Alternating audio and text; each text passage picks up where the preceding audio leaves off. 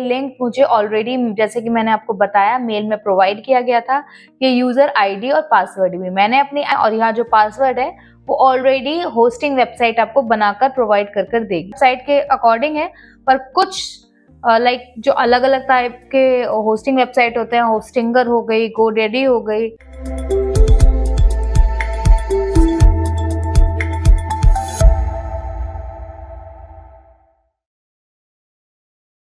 Hey guys, welcome back to our channel Skill People, and in this series of digital marketing जो topic हम cover कर रहे हैं आज वो है cPanel। इन लास्ट क्लास हम डिस्कस किया था अबाउट cPanel कि cPanel है क्या, वो होस्टिंग साइट से हमें कैसे प्रोवाइड किया जाता है, उसके बारे में कुछ इन्फॉर्मेशन भी मैंने आपको शेयर की थी। बट आज की इस क्लास में हम प्रैक्टिकली ओवरलुक लेंगे cPanel डैशबोर्ड का। तो देखिए, cPanel होता है आपका कंट्रोल पैनल। जब भी आप कोई डोमेन या होस्टिंग परचेज करते हो तो होस्टिंग के साथ होस्टिंग वेबसाइट आपको एक cPanel प्रोवाइड करती है ताकि आप अपनी वेबसाइट और उससे रिलेटेड सारे फाइल्स एंड डाटा मैनेज, सारा फाइल एंड डाटा मैनेज कर पाओ। वही cPanel का काम होता है और उसके अंदर हम किस तरह से वर्क करते हैं हम समझते हैं। देखो, cPanel आपके फाइल में एडिटिंग्स, आपकी वेबसाइट के बैकएंड का सारा काम मैनेजमेंट करवाती है। तो जब आप कोई भी होस्टिंग परचेज करते हो किसी भी होस्टिंग वेबसाइट से, तो वो आपको ऑफिशियली एक मेल प्रोवाइड करती है। उस पर्टिकुलर मेल में आपके cPanel के क्रेडेंशियल होते हैं, लॉगिन आईडी एंड पासवर्ड, और cPanel का लिंक होता है। तो आइए जानते हैं कि ये सब चीजें प्रैक्टिकली कैसे दिखती हैं। So let's get start with the video. So guys, जिस तरह से आपको मेरी स्क्रीन दिख रही है, ये cPanel का लॉगिन पैनल है जहां से मैं cPanel के अंदर लॉगिन करूंगी। ये जो आप लिंक देख रहे हो, ये लिंक मुझे ऑलरेडी, जैसे कि मैंने आपको बताया, मेल में प्रोवाइड किया गया था। ये यूजर आईडी और पासवर्ड भी मैंने अपनी आईडी ब्लर कर रखी है क्योंकि लॉगिन क्रेडेंशियल काफी कॉन्फिडेंशियल होती है, इसलिए मैंने ये अपनी आईडी ब्लर कर रखी है। बट आपको यहाँ ये जो आईडी भरनी है और यहाँ जो पासवर्ड है वो ऑलरेडी होस्टिंग वेबसाइट आपको बनाकर प्रोवाइड कर देगी। अब इसे आप इस पैनल पे जाकर यूजर नेम एंड पासवर्ड डालेंगे एंड उसके बाद हम करेंगे लॉगिन। लॉगिन सक्सेसफुली होने के बाद ये हमारा यूजर इंटरफेस है जो हमें डैशबोर्ड के अंदर मिलेगा। ये मेरी पर्टिकुलर होस्टिंग वेबसाइट के अकॉर्डिंग है, पर कुछ लाइक जो अलग अलग टाइप के होस्टिंग वेबसाइट होते हैं, होस्टिंगर हो गई, गोडेडी हो गई, या फिर आपकी MGC स्पेस हो गई, हर तरह के काफी अलग अलग तरह की होस्टिंग वेबसाइट्स होती है। तो उनके cPanel का डैशबोर्ड कभी कभी डिफरेंट होता है। मेजरली यही ओवरलुक आता है, पर कभी कभी कुछ cPanels का ओवरलुक डिफरेंट होता है। तो मेजरली हम इसी पे काम करते हैं। तो अब आप मेरे सामने दो मेन्यू या दो आप साइड पैनल्स भी देख रहे होंगे। वन इज दिस, जहाँ tool, site jet builder, site quality monitoring, WordPress manager by Softaculous, ये सब लिखा हुआ है। और इस तरफ जहाँ मेरी जनरल इंफॉर्मेशन है। तो आइए अब इन दोनों चीजों को समझते हैं। फर्स्ट ऑफ ऑल, यहाँ मेरी जनरल इंफॉर्मेशन में यहाँ मेरा करंट यूजर नेम है, ऑब्वियसली ये ब्लर है, बट यहाँ मेरा प्राइमरी डोमेन है। अब देखिए, डोमेन्स के बारे में मैंने आपको लास्ट क्लास में बताया था कि डोमेन दो तरह के होते हैं। एक मेन डोमेन होता है, कुछ सब डोमेन होते हैं।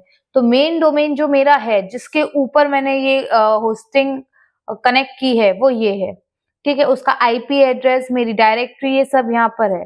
अब अगर हम स्टैटिक्स वाले पार्ट में आए तो इसमें देखिए, यहाँ मेरा डाटाबेस कितना यूज हुआ है, मेरी ब्रांड विड्थ क्या है। अब जो मेन चीज हमें ध्यान देनी है वो ये है, सब डोमेन्स। और इसमें आप देख रहे हो इन्फिनिटी है मेरे पास। तो एक मेन डोमेन के अंदर हमें होस्टिंग्स कुछ और लाइक कंट्रोल्स देती हैं कि हम कुछ और सब डोमेन बनाते हैं, मतलब वेबसाइट की कुछ रिलेटेड वेबसाइट्स भी हम बना सकते हैं। फॉर एग्जाम्पल, अगर मेरी एक वेबसाइट फूड के ऊपर बनी है तो दूसरी वेबसाइट में किसी बिजनेस के ऊपर और भी बना सकती हूँ। तो मेन वेबसाइट मेरी फूड की हो गई, या मेन वेबसाइट मेरी रेस्टोरेंट की हो गई। उसके बाद मैंने अगर कोई फ्रेंचाइजी खोल रखी है या उसका कोई वॉक इन लाइक कार्ट खोल रखा है, तो उसके लिए मैंने अपना सब डोमेन बना लिया है। तो इस तरह से आप और भी रिलेटेड डोमेन्स बना सकते हो। तो कई जगह ये क्वांटिटी 10 होती है, कई जगह 2 होती है, कई जगह 1 होती है, कई जगह 3 होती है, डिपेंड ऑन योर होस्टिंग और आपने कौन सा प्लान लिया है। जो मैंने प्लान लिया है उसमें मुझे इन्फिनिटी टाइम्स ऑफ सब डोमेन मिलता है, जिसमें से मैं ऑलरेडी 7 यूज कर चुकी हूँ। उसके बाद आता है ईमेल अकाउंट। ईमेल अकाउंट भी आपके बिजनेस प्रोफेशनल से रिलेटेड ही होते हैं। मीन्स इन ईमेल्स में आप ये जीमेल वाले ईमेल्स नहीं है, ये हैं आपके कंपनी वाले ईमेल, लाइक जैसे info@ करके अगर आप जानते हो, या admin@ करके, जो आपके आपके बिजनेस के बीच में जब कम्युनिकेशन हो तो वो प्रोफेशनल हो, वो कम्युनिकेशन डायरेक्ट हो, कोई चीज आउट ऑफ द बॉक्स ना चली जाए। तो एक प्रॉपर हायरार्की के थ्रू एक प्रॉपर कम्युनिकेशन सिस्टम बिठाने के लिए ईमेल्स बनाए जाते हैं, कंपनी के लाइक कंपनी अकाउंट्स में ईमेल बनाए जाते हैं। तो हम यहाँ उन ईमेल्स की बात कर रहे हैं, हम जीमेल वाले ईमेल्स की बात नहीं कर रहे हैं, हम कंपनी ईमेल्स की बात कर रहे हैं। ठीक है, ऑटो रिस्पॉन्डर्स भी है मेरे पास। ठीक है, ये ईमेल फिल्टर, ये सब चीजें मेरे पास ऑलरेडी हैं। तो यहाँ मेरे को अभी एज अ बिगनर जो आपके लिए इम्पोर्टेंट और आपके लिए इंफॉर्मेटिव डाटा है, वो ये है कि सब डोमेन एंड ईमेल। ठीक है, उसके बाद आपके और अभी इतना ज्यादा आपको एज अ बिगनिंग लेवल इस चीज से कोई ज्यादा रिस्पॉन्सिव नहीं होना है। दूसरा इस तरह है टूल्स, जिसके बारे में हम ऑब्वियसली टूल्स के बारे में ही आज पूरा डिस्कस करेंगे। Site jet builder, site quality monitoring and WordPress manager व सॉफ्टवेयर क्लास, इसके बारे में मैं आपको अपनी नेक्स्ट क्लास में बताती हूँ, जहां हम फुल्ली इन तीनों टॉपिक्स को कवर करेंगे। ठीक है, अब यहाँ देखिए ईमेल्स के अंदर जैसे मैंने आपको बताया हम बात कर रहे हैं कंपनी ईमेल्स की। तो यहाँ आपके ईमेल्स अकाउंट, अगर मैं इसे ओपन करके आपको दिखाऊं तो देखिए यहाँ मैंने ऑलरेडी एक ईमेल बना रखा है अपने डोमेन के नेम से। और अगर मैं अपने कोई प्रोफेशनल ईमेल करना चाहती हूँ तो अपने ब्रांड वैल्यू के साथ मैं इसी ईमेल के साथ वर्क करूंगी, चाहे मुझे अपने क्लाइंट्स के साथ कम्युनिकेशन करना हो, चाहे मुझे अपनी कंपनी में कम्युनिकेशन करना हो, I will use this particular email.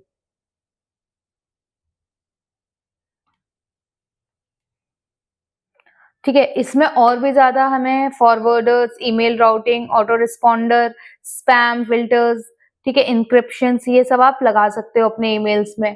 अब ये आपकी मर्जी है, ये सब मतलब ईमेल के अंदर आपको ये सब और ज्यादा एप्लीकेशन से और ज्यादा अच्छी सर्विसेज मिल रही हैं। अब डिपेंड आपको आपके ऊपर और आपके बिजनेस के लाइक फॉर्मेट के ऊपर करता है कि आपको कौन सी चीजें यहाँ डालनी है और कौन सी चीजें अवॉइड करनी है। अब यहाँ फाइल, अब ये देखिए फाइल मैनेजर, ये फाइल जो मैनेजर है ये पर्टिकुलरली आपका पूरा डाटा बैकएंड में मैनेज करता है। या इमेजेस जो हैं वो आपकी वेबसाइट्स पर यूज हुई images, directory privacy, web disk usage, FTP account, तो ये सब चीजें आपके बैकएंड में जितना भी काम हो रहा है यहाँ सब चीज मैनेज की जाती है। अगर मैं एक बार आपको खोल के ओवरलुक दिखाऊं तो ये देखिए आपका होम पेज में कैशेस, कुकीज, ईमेल, अगर कोई चीज आपको करनी है, ये सारी जो फाइल्स आप देख रहे हो ये वेबसाइट्स के ऊपर है। मैंने जितने भी बनाई हुई है डोमेन, सब डोमेन, उनकी जो वेबसाइट्स है उनके हिसाब से है। अब अगर मुझे यहाँ कोई चीज अपलोड या डाउनलोड करनी है या डिलीट करनी है, वो मैं यहाँ से कर सकती हूँ। मतलब यहाँ मैं एडिटिंग कर सकती हूँ, कोई चीज एड ऑन कर सकती हूँ, कोई चीज परमानेंटली डिलीट भी कर सकती हूँ। बट मेक श्योर अगर आप यहाँ इस पर्टिकुलर पेज पे कुछ भी चेंज करते हैं तो उसका डायरेक्ट इफेक्ट आपकी करंट वेबसाइट्स पर दिखेगा। तो मेक श्योर आप अपनी मर्जी से कुछ भी ना छेड़छाड़ करें, कुछ भी डिलीट ना करें अनटिल एंड अनलेस उसकी बहुत ज्यादा नीड ना हो। वापस अगर हम आए तो ये डाटाबेस सिस्टम है, ये टेक्निकल इश्यू में आ जाता है, अक्सर इन चीजों की जरूरत नहीं पड़ती। देखिए अगर मैं ओपन करूं तो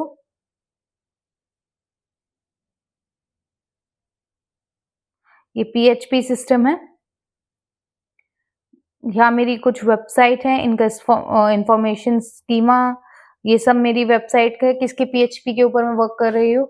अब कोडिंग से रिलेटेड अगर मुझे कोई काम करना है, जो वेबसाइट मैंने कोडिंग से बनाई है उनका मैनेज मैं यहाँ करती हूँ। फिर ये हैं आपके डोमेन्स। अब डोमेन्स में मुझे क्या मिलता है कि मेरे कितने डोमेन्स हैं, कितने सब डोमेन्स हैं। ये देखिए अगर मैं इसे ओपन करके दिखाऊं तो यहाँ एक डोमेन के नीचे आप ये सारे आपको ब्लर दिख रहे हैं, बट एक डोमेन के नीचे आपको लिखा हुआ है, दिख रहा है मेन डोमेन। अब मेन डोमेन के बाद जितने भी ये सारे आपको और डोमेन्स दिख रहे हैं, दीज आर द सब डोमेन्स। अब इनके सामने अगर आपको कोई चीज दिख रही है तो मैनेज, जैसे मैं इस फर्स्ट सब डोमेन के बारे में तो मैनेज, अब इसमें मुझे कोई एक्शन लेना है या मुझे कुछ चीजें अपने क्रेडेंशियल चेंज करने हैं या कुछ और चीजें चेंज करनी है तो मैं यहाँ मैनेज पे जाकर करूंगी। अगर मुझे ईमेल क्रिएट करना है इस पर्टिकुलर डोमेन के लिए, इस पर्टिकुलर सब डोमेन के लिए, तो मैं इसके लिए ईमेल क्रिएट कर सकती हूँ। और जैसे कि मैंने आपको पहले भी बताया कि हम कौन से ईमेल की बात कर रहे हैं, हम बात कर रहे हैं प्रोफेशनल ईमेल्स की, not Gmail, professional email IDs, like जो बिजनेसेस के बीच में या कंपनी कम्युनिकेशंस के लिए यूज होती हैं।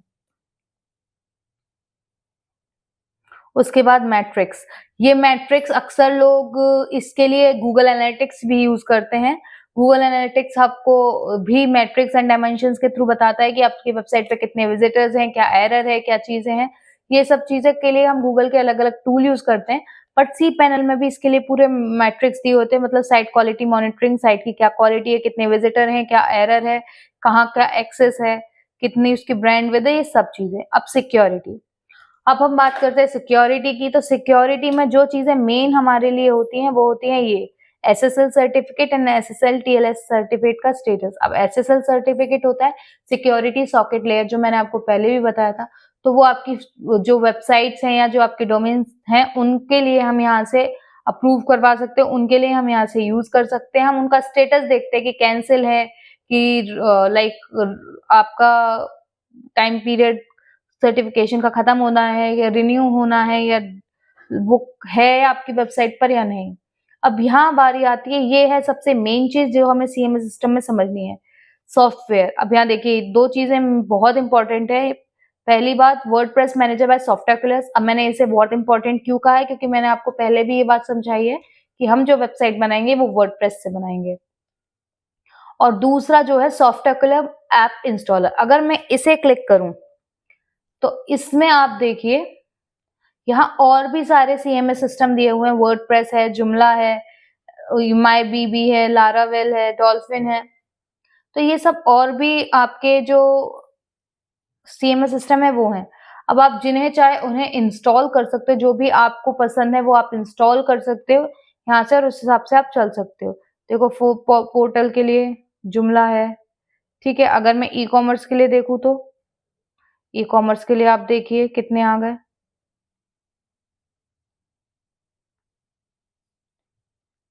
तो आप इसमें से अपने आप डिसाइड करिए कि आपको किस तरह की वेबसाइट बनानी है और किस तरह के उस पर वर्क करना है।